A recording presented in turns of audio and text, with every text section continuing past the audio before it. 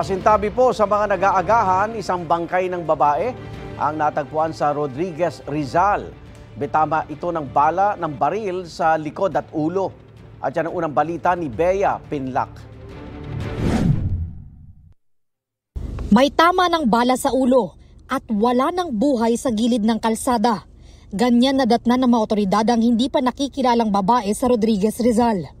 Ayon sa barangay, isang tricycle driver ang nakapansin sa bangkay sa liblib na bahagi na ito ng barangay San Isidro, Rodriguez, Rizal, Martes ng madaling araw.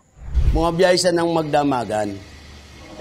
Nadaanan niya daw na may bangkay nga sabi nga sa amin nakadapa . Nung mapuntahan namin, nakatihaya siya. Kinordon nila ang lugar kung saan natagpuan ang bangkay na may tama ng bala ng baril sa ulo. Isa lang po nakita namin sugat, may tama po siya na yung linabasan ng bala rito, sentido.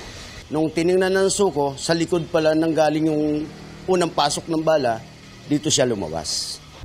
Hinala ng barangay, itinapon lang ang bangkay roon lalo't madilim sa bahagi na yon ng kalsada. Patuloy pa ang investigasyon ng Rodriguez Police para makilala ang babae at matunton ang mga nasa likod ng krimen.